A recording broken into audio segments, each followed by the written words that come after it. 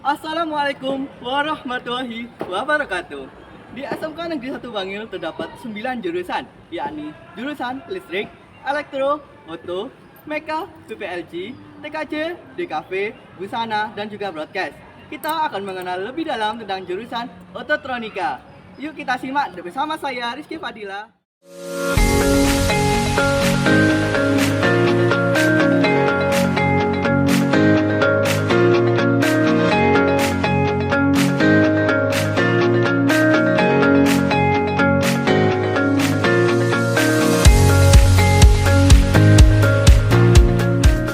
Baik, Sobat TV, kita akan mewawancarai salah satu orang yang mengenal lebih dalam tentang jurusan ototronika. Baik, Bapak, dengan Bapak siapa sebagai akang? Aku Subo sebagai K3 Teknik Ototronik. Boleh tanya sebentar nih Pak tentang jurusan ototronika? Silakan boleh.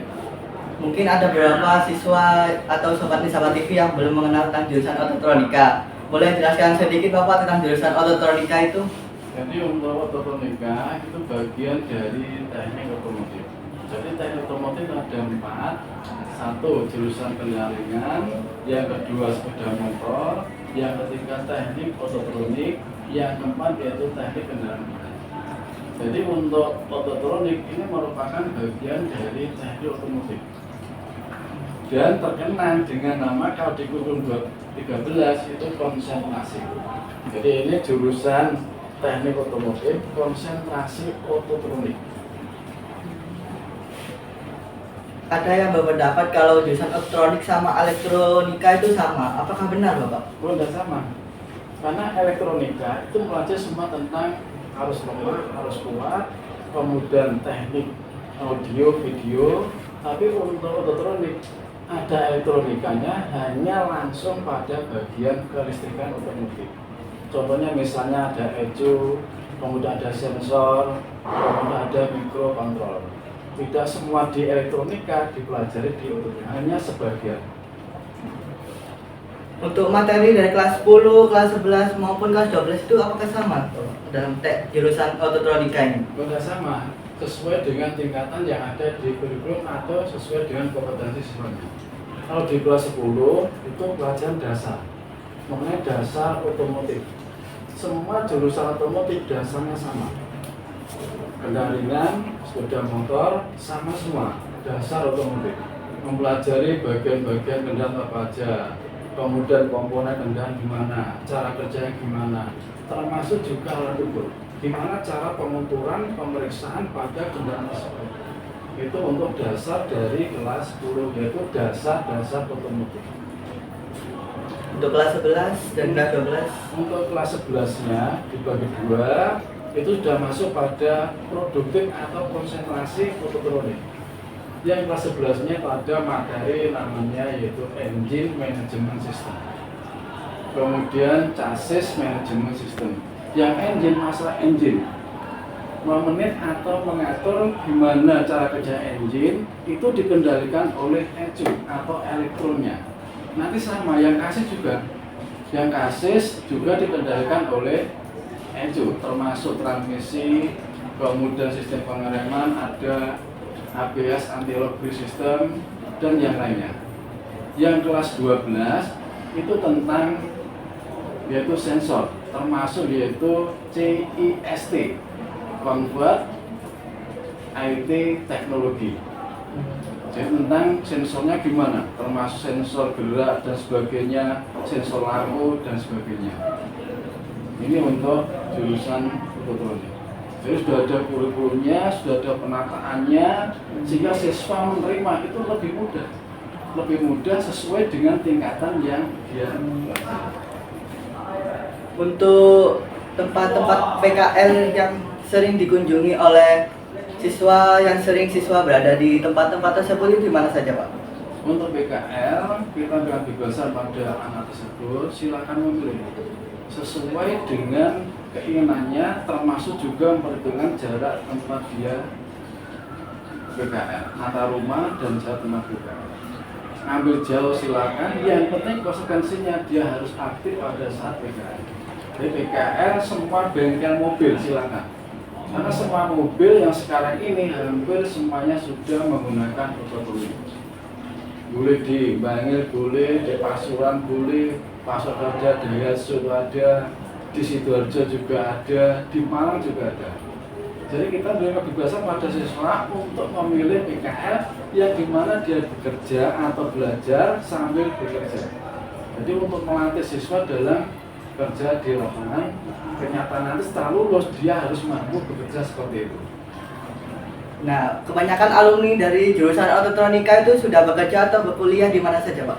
Ada yang kuliah, kalau kuliah saya tidak tahu tempat, tapi ada yang kuliah, ada yang kerja di bengkel, ada yang mandiri bahkan punya bengkel. Kemarin seperti saya saat kunjungan ke bengkel, ternyata yang punya bengkel juga alumni siswa otomotif. Kan bisa buat bengkel sendiri, Pak ya? Bisa, karena di sini ada namanya pelajaran yaitu kewirausahaan. Siswa dilatih untuk berwirausaha sendiri atau bekerja. Dan di sini juga ada UPJ, atau UPJ unit produk jurusan yang jalan kan juga siswa. Seperti servis sepeda motor, ada cuci mobil, kemudian ada Jumat. Semua yang ngerjakan itu siswa. Pelanggannya boleh, semua guru sini boleh, dari luar juga boleh. Untuk sementara pelanggannya dari Bapak Ibu yang di sini. Jadi melatih siswa untuk menjadi profesi itu, Pak ya? Iya, kewirausahaan sesuai dengan profesinya. Cuma nanti kalau lulus siswa itu bisa mandiri atau mungkin bekerja sesuai dengan kompetensinya dan bisa produktivitas. Baik Bapak, itu saja ya. Terima kasih atas wawancaranya hari ini ya Pak. Baik, itu saja Sobat Nesaba TV tentang kita sudah mengenal lebih dalam tentang jurusan ototronika. Sampai jumpa. Banyak juga tempat PKL yang memberikan pengalaman terbaik. Kira-kira siswa jurusan ototronik ingin PKL di mana ya?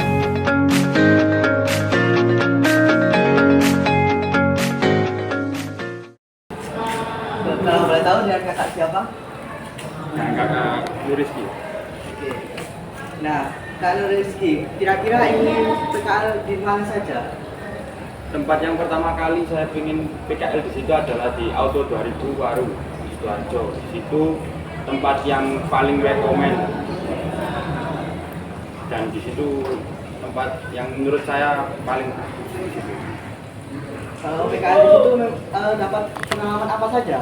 Kalau cuma pengalaman yang pasti pengalaman belajar untuk overhaul, terus pengalaman belajar untuk tentang kelistrikan mobil di situ sangat bagus karena di situ bengkel Toyota terbesar.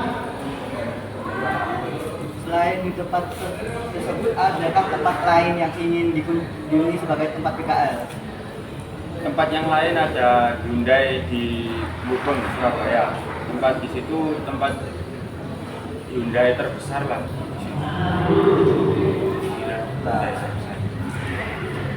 Kira-kira persiapan apa saja yang sebelum PKL ini?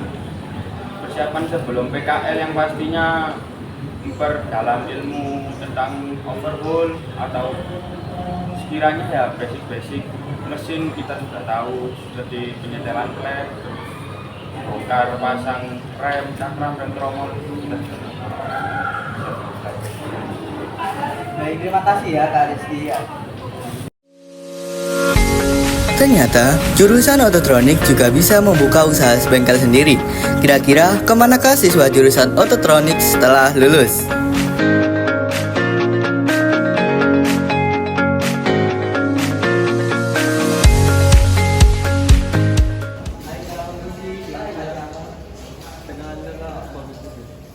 Kakak ini dari jurusan ototronik kelas berapa?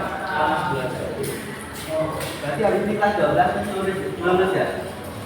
Iya, tapi PKL. Kira-kira kalau mau lulus di sekolah ini mau lanjut ke mana? Mau lanjut kuliah sama kerja. Kuliah di mana? Di mana nih?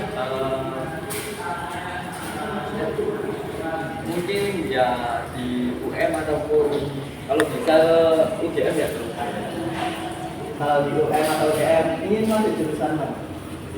Atau kalau di UM ya otomotif atau UGM yang monuklir. Persiapan aman nggak sebelum masuk ke UM atau UGM?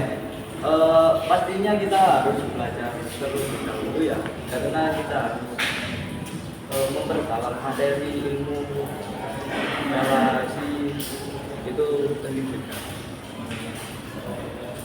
Persiapannya sudah sampai mana? Masih sedikit sih, sekitar 50%. Baik sahabat TV, itu saja wawancara dari Kak Bagus. Terima kasih. Nah, pemirsa sahabat TV, itu dia penjelasan tentang jurusan ototronika. Sampai bertemu lagi.